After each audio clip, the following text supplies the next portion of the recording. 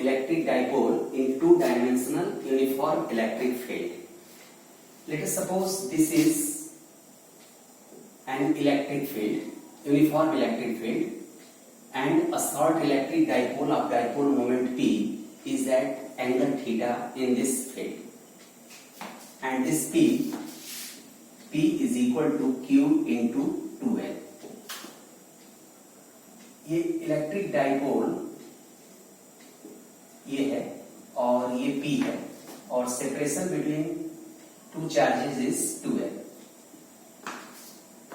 अब यहां पर देखिए, जब ये electric dipole uniform electric field में एट एंगल थीटा है, इसके दो एंड्स, यहां पर माइनस क्यू चार्ज है और यहां पर प्लस क्यू चार्ज है. Then force experienced by each charges is equal to Q into E.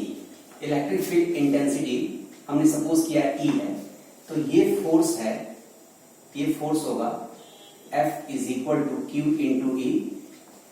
Positive charge पर जो फोर्स होगा वो इलेक्ट्रिक फील्ड के डायरेक्शन में होगा और नेगेटिव चार्ज पर जो फोर्स होगा वो इलेक्ट्रिक फील्ड के अपोजिट डायरेक्शन में होगा. F is equal to Q into E. दोनों फोर्स के मैग्नीट्यूड सेम होंगे क्योंकि फील्ड आपका यूनिफॉर्म है, और दोनों चार्ज के मैग्नीट्यूड भी सेम है, बट इनके डायरेक्शन अपोजिट होंगे. और ये दोनों फोर्स के लाइन ऑफ एक्शन जो है वो आपके सेम पॉइंट से पास नहीं हो रहे हैं. डेफिनेटली ये एक कपल फॉर्म होगा और ऐसे सिचुएशन में इसके टॉर्क को हम लोग कैलकुलेट कर सकते हैं. तो अब आप देखो, यहां पर ये पॉइंट ए है और ये पॉइंट बी है. ये लाइन ऑफ एक्शन, दोनों फोर्स के लाइन ऑफ एक्शन के बीच का जो सेपरेशन है वो हमने सपोज किया ये हमारा डी है. तो ये BN जो है ये परपेंडिकुलर है लाइन ऑफ एक्शन पे, फोर्स के लाइन ऑफ एक्शन पे ये हमारा परपेंडिकुलर है. तो टॉर्क कितना होता है? टॉर्क क्या होता है? Tau is equal to force into separation between two line of action of the forces.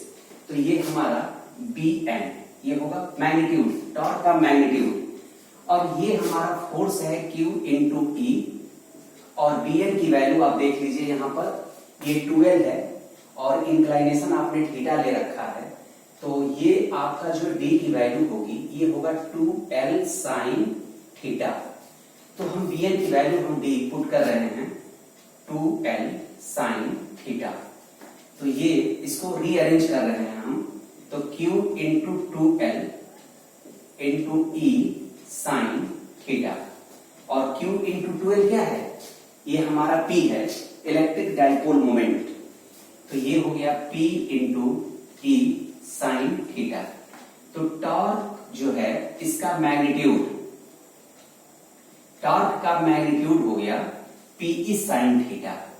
ये अब जरा देखिए ध्यान से, एक्चुअल में टॉर्क जो है ये हमारा वेक्टर क्वांटिटी है. तो वेक्टर क्वांटिटी है तो इसको हम वेक्टर फॉर्म में भी रिप्रेजेंट कर सकते हैं. तो अब जरा देखिए इसको कैसे हम रिप्रेजेंट करेंगे वेक्टर फॉर्म में.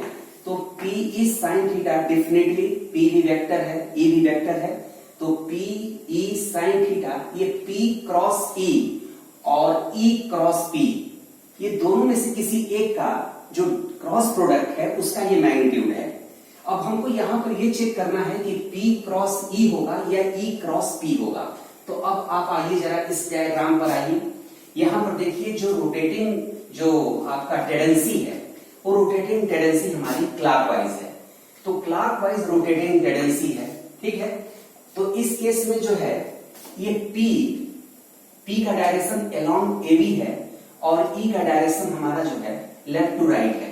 तो P क्रॉस E, यहां पर P क्रॉस E होगा, रोटेटिंग टेंडेंसी हमारी क्लॉकवाइज है, तो P क्रॉस E है हमारा. यहां पर ये टॉर्क का जो वैल्यू होगा इन वेक्टर फॉर्म वो P क्रॉस E होगा.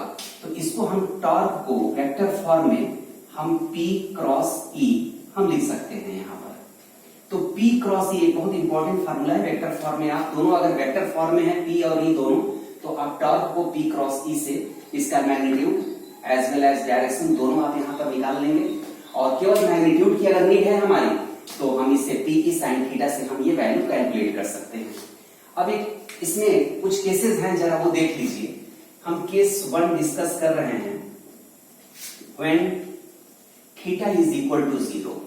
अब जरा देखिए, थीटा 0 होगा तो ऐसे सिचुएशन में sine theta is equal to sine 0 is equal to 0, then tau की जो वैल्यू होगी ये हमारी 0 हो जाएगी। तो जब ये हमारा इलेक्ट्रिक डायपोल अलाइन हो जाएगा इलेक्ट्रिक फील्ड के डायरेक्शन में, ऐसे सिचुएशन में टॉर्क हमारा 0 होगा।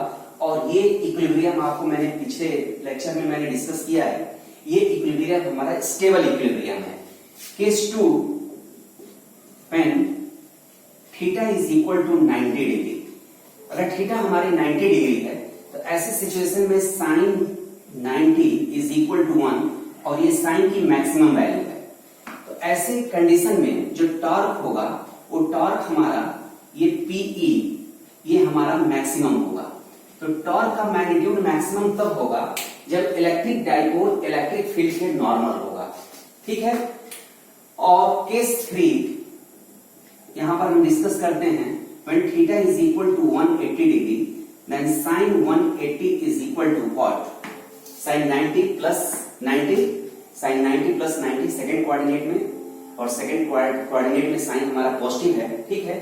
तो इसकी वैल्यू भी हमारी कितनी होगी, ये cos 90 हो जाएगा, cos 90 कितना होगा 0, ठीक है। तो ये वैल्यू हमारी 0 होगी, तो यहाँ पर टॉर्क की वैल्यू हमारी कितनी हो जाएगी 0 हो जाएगी। तो यहाँ पर देखिए टॉर्क की वैल्यू 0 फर्स्ट कंडीशन में भी है, टॉर्क की वैल्यू 0 हमारी थर्ड कंडीशन में भी है। तो यहाँ पर दोनों सिचुएशन में टॉर्क तो 0 है, लेकिन ये स्टेबल इक्विलिब्रियम की कंडीशन है और ये हमारी अनस्टेबल इक्विलिब्रियम की कंडीशन है। और टॉर्क की मैक्सिमम हमारी वैल्यू जो होगी 90 डिग्री के लिए होगी। तो 0 to 90 डिग्री टॉर्क की वैल्यू जो है चेंज हो रही है और ये वेरिएबल है, ठीक है। Thank you.